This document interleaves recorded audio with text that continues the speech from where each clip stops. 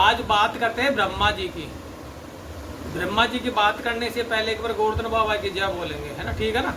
बोलो गोवर्धन बाबा की जय। ब्रह्मा जी भगवान के प्रधान 12 भक्तों में से एक थे, अग्रणीय थे। 12 भगत प्रधान यानी 12 प्रधान भक्तों में से ब्रह्मा जी एक प्रथम भगत थे। तो 12 भगत भगवान के कौन थे तो वो बता रही हूँ। पहले 12 भक्तों में 12 भक्तों के नाम बताता हूँ मैं आपको। इसमें ब्रह्मा जी, नारद जी, शंकर जी, सनकादि कपिल देव जी, महाराज मनु जी, प्रहलाद जी और जनक जी, श्री भीष्म पितामह जी, बलि जी और सुखदेव जी और धर्मराज जी, ये 12 भगवान के प्रधान भगत थे। उन प्रधान 12 भक्तों में से ब्रह्मा जी अग्रणीय थे। सर्वप्रथम ब्रह्मा जी थे। अब ब्रह्मा जी की उत्पत्ति कैसे हुई? ब्रह्मा जी की उत्पत्ति के भी पीछे का रहस्य बताते हैं कि जब भगवान नारायण शेष शैया पे लेटे हुए थे तो जब सृष्टि काल का जब समय शेष शैया पे यानी कि जल ही जल था, प्रलय काल से पहले की बातें हैं, सृष्टि संरचना से पहले की, जब चौतर पर जल ही जल था तो भगवान को जब सृष्टि का निर्माण का जब समय आया तो भगवान नारायण ने, भगवान विष्णु ने अपनी नाभि से यानी सूंडी से एक कमल को उत्पन्न करते हैं। एक कमल उत्पन्न करते हैं और उस कमल की पंखड़ियों में ब्रह्मा जी की उत्पत्ति होती है। ब्रह्मा जी की उत्पत्ति जब होती है तो चौतरफा ब्रह्मा जी जब देखते हैं चारों तरफ तो पानी पानी। अब ब्रह्मा जी सोचने लगे कि यार चारों तरफ ब्रह्मा जी ने गर्दन अपना मुंह घुमाया और चारों तरफ जैसे मुंह घुमाया चारों दिशाओं में तो ब्रह्मा जी के चारों हर दिशा में एक मुख, 4 मुख हो गए। इसलिए भगवान ब्रह्मा जी के कभी भी देखना 4 मुख हैं, क्योंकि वो चारों वो जब उनकी उत्पत्ति भगवान नारायण ने विष्णु ने की थी तो वो जब ब्रह्मा जी को कुछ भी नहीं दिखा, सिर्फ पानी पानी दिखा, तो उन्होंने चारों दिशाओं में अपनी गर्दन घुमाई तो हर एक दिशा में एक मुख हो गया, चतुर्मुखी हो गए ब्रह्मा जी। अब ब्रह्मा जी ने देखा कि यार यहाँ तो पानी पानी है, बहुत गलत जगह आ गए, तो और कहाँ से आया ये भी नहीं देखा तो कमल के पंखड़ियों के बीच में बैठे हुए ब्रह्मा जी सोचने लगे कि यार क्या करें, बहुत गलत जगह नहीं, तो कोई आदमी नहीं है। कहने कि आदमी अकेला कहीं भी नहीं रह सकता, आदमी आदमियों से ही अच्छा लगता है, आदमियों के पास बैठने से। एकला कोडला आदमी बुरा रहता है, इसलिए आदमी कभी भी देख लेना। जब ब्रह्मा जी के आजकल देख लो, एक कोई भी गांव में या मोहल्ले में 1 या 2 आदमी होंगे, वो पागल हो जाते, बावड़े हो जाते हैं, इनकी मानसिक संतुलन खराब हो जाता है। इसलिए आदमी होना जहाँ भी गए रहे तो कम से कम 10-20 आदमी तो रहता कि बोल ले, बतला ले, अपना मंथन की बात कर ले और फिर आराम से अपनी गृहस्थी चलती रहे। तो इसी तरीके से ब्रह्मा जी के पास कोई था ही नहीं, किससे बातचीत करें। ब्रह्मा जी ने सोचा कि यार बहुत गलत हो गया। ब्रह्मा जी ने सोचा मैं आया कहाँ से हूँ। ब्रह्मा जी ने नीचे देखा तो कमल के पंखड़ियों में से ब्रह्मा जी नीचे घुस गए और जब नीचे गए तो नीचे भी पानी पानी। कई हजारों वर्षों तक वो कमल की पंखड़ियों अपने आप को खोज रहे थे कि मैं नीचे आया कहाँ से हूँ। आदि न अंत, यानी न नीचे न ऊपर, कुछ भी नहीं। तो ब्रह्मा जी फिर बाद में वापस आ गए अपने पंखुड़ी पे और सोचने लगे कहाँ हुए आ गए यार। जब एक आकाश में दिव्य वाणी वो हुई है और उस दिव्य वाणी से आवाज निकली कि तुम तप करो, जप करो, भजन करो।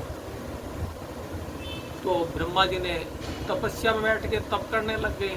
सहस्त्र वर्षों तक ब्रह्मा जी तप करने लग गए।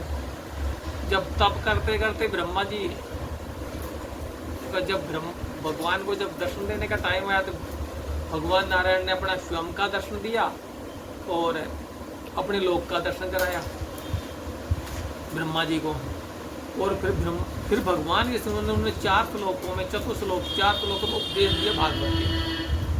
इसे चतुश्लोकी कहते हैं, चतुश्लोकी भागवत। और उन्होंने कहा कि जब 4 श्लोकी भागवत ये उपदेश को आप इसको गहनता से इसका मनन करो। उपदेश उन्होंने क्या संकल्प से उनको को चतुश्लोकी दे दिया तो याद हो गए। हम तो एक पन्ने को 10 बार पढ़ते थे, बिना याद रहते होता है, तो याद हो गए। तो बोला कि इनका तुम चिंतन मनन करते रहो, तो क्या है कि जब सृष्टि का विस्तार करोगे तुम, तो तुम्हारे किसी चीज़ से मोह में नहीं पड़ोगे, और तुम्हारा किसी चीज़ में मतलब के प्रति मोह माया नहीं होगी, और चलता रहेगा। जब जब सृष्टि का विस्तार होएगा, तो ब्रह्मा जी ने ऐसे किया, वो चतुश्लोकी का किया। तो चतुश्लोकी करने के बाद ब्रह्मा जी ने वही चतुश्लोकी नारद जी को सुनाया, बताया। और नारद जी ने वही चतुश्लोकी व्यास जी को बताया। तो व्यास जी ने उस 4 श्लोकों को 18,000 श्लोकों में श्री महापुराण भागवत का 18,000 श्लोकों में उसको किया। और उन्होंने अपने सुखदेव जी को वो भागवत 18,000 श्लोकों में चतुश्लोकियों को महापुराण को श्री भगवत महापुराण का निर्माण किया, और सुखदेव जी को व्यास जी ने सुनाया।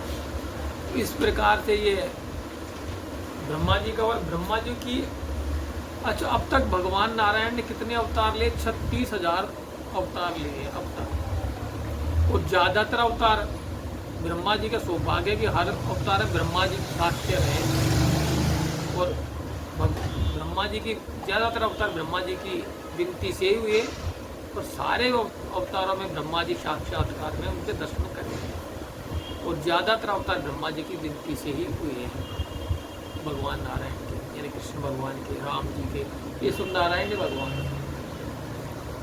तो इस तरह से भगवान ने अवतार लिया। ब्रह्मा जी की आयु है 100 वर्ष की,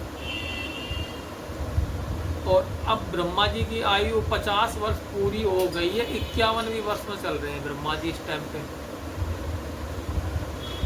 ब्रह्मा जी का एक दिन एक कल्प के बराबर होता है। और ये 100 वर्ष की आयु में 36,000 कल्प दिन और 36,000 कल्प ही रात है। उसके बाद फिर प्रलय होगा। अब एक कल्प हमारे